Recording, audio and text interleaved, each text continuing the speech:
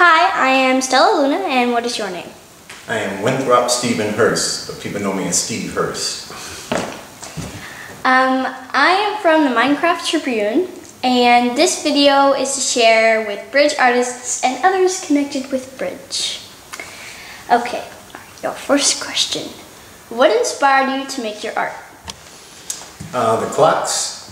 I wanted a real cool clock from a real cool studio in New York, and I couldn't find anything other than ordinary, boring-ass clocks. And so I made my own clocks. And then a year later, in 1991, the recession hit. I was flat broke. None of my clients had money to pay me, and so I made a bunch of clocks, had a show, made $1,800 in one day, and the rest is history. Wow. What is your favorite piece of art of yours, and why? Well, we'd actually have to be looking at it for me to describe it. So you should ask that question a little bit later, maybe. I'll show you what the stuff I have here. How long have you been in Bridge Arts, and what do you like about it? I've been involved with Bridge since 2009, and I was asked to be an artist in residence for 3 months. And so their idea was to create art studios by just giving the keys to the roll-up doors and say, here's your space. And I did some concepts in Photoshop of what the buildings would look like being renovated. So I put French doors on the outside of the units, and then on the inside I took photos and added skylights. I put a sink in one of the shots. I put electrical outlets. And so what they did, they followed all the suggestions, including putting up real sheetrock walls, sheetrock ceilings, and skylights. I like the fact that I've been involved with this for a long time, and that I do have input, as opposed to just being someone who sits here and no one listens to any recommendations. And I also love the fact that this is an entity that has a tremendous impact on benefiting the community. What do you like about being an artist? The fact that I don't have to wear a tie, the fact that I can just have fun making what I want and make a living doing it, the fact that I don't have to abide by any established protocols or anything. I can be a free spirit. And I also like just the attitude of it and all the people that I'm around. Is there anything else you want to say? Oh, I just want to say that my missions in life is to just educate people and artists as well about our impact on society. You know, like no one realizes that. Are you off? Could you close the door? But one of the things that really miss me is the fact that artists are underpaid. People always want, you know, when they have their events, and they want our art as the raffle prizes and auction prizes and stuff. But artists themselves don't realize that we're the ones who generate a lot of the income here. We design the packages that make people choose one product over another. We design the cars, the clothes, the houses. And I would just like people to realize how important artists are. We don't just draw nice pictures and make pretty sculptures, but we design the coins, the bills that they spend, the credit cards, and everything else. And if people would just realize this, I wouldn't be an angry artist. Could I see some of your art? No. Yes. Okay. Let us go. I want to tell you about this piece here because it's one of the most impactful pieces on me as an individual. This is entitled Jim's Flight to a New Life, and it's dedicated to Jim Wright, who built this place I guess close to 30 years ago.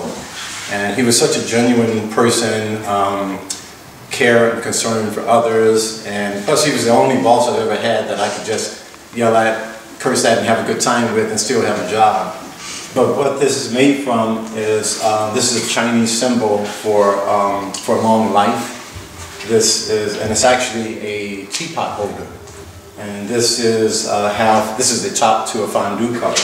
These are pistachio shells. These are coral beads from a woman's necklace. And this is a piece of particle board that I cut with a jigsaw, and then I took a screwdriver and hammer and to give it that chop look. And the texture here I created, I put a texture on it, and when that dried, I painted about 2 or 3 coats of finely ground iron particles on it.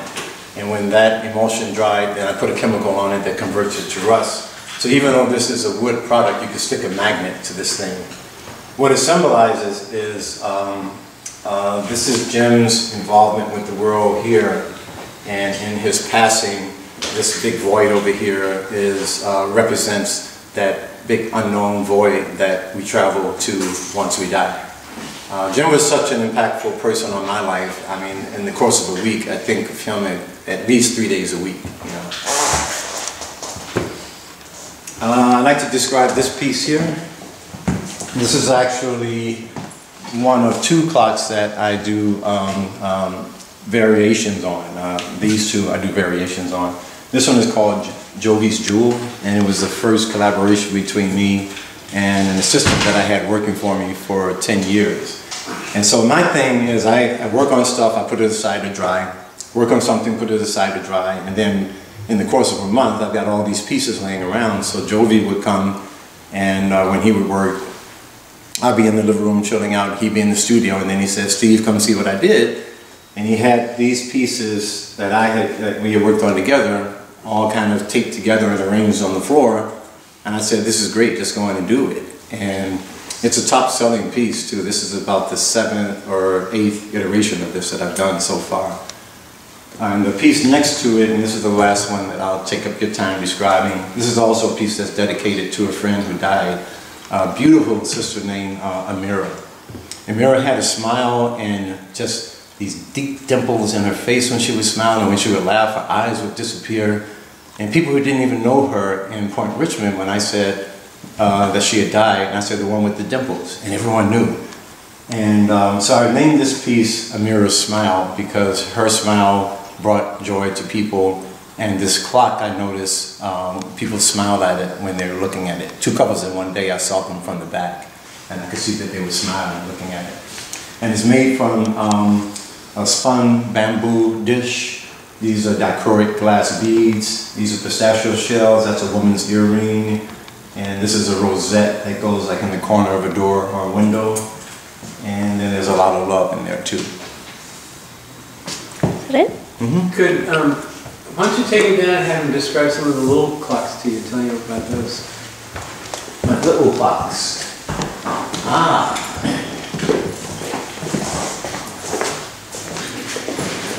This one here. So I did a series, is it on? I did a series called 3 Generations of Music. And these clocks represent 3 ways that people of my generation listen to music. And they're made from a half of an audio tape reel, a turntable platter, and DVD at the center. And the way I got that texture and the colors in the center, I took a piece of clear plastic, sanded it to give it a frosted look, painted a clear medium on the back, combed in the texture, blew this iridescent powder on it, and then when that dried, I sandwiched it with a DVD, backed it up with a DVD, and that's what pushes the colors out. And this is the only one that I use my stippling illustration technique on it. And it's a piece I don't want to sell because I would never recoup the money that would pay for the time it took me to put those dots on one at a time, just dot, dot, dot, dot, dot. Wouldn't you like to take that home with you? Yeah. Consider it done. This one just sold yesterday, so I have to deliver that one. And these are a collaboration of me and another artist named Virginia Rickney. She's a ceramic sculptor and jewelist in Point Richmond. So she does these discs, and then I take the disc from her, and then I make the clocks from the disc. This one is covered with cork. It's actually cork over lacquered paper. It's a wallpaper. And my signature pistachio shell and little copper feet. And I've been making, this is actually the first series of clocks that I started making back in 1990.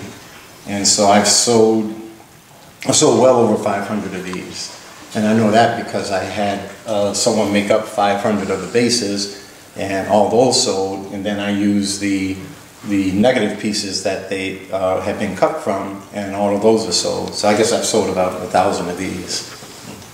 But that's since 1990, so That's not saying that much. I want to say one day that I sold 1,000 of them this month. Okay? Okay. Thank you. Thank you. And have a nice day. Thank you.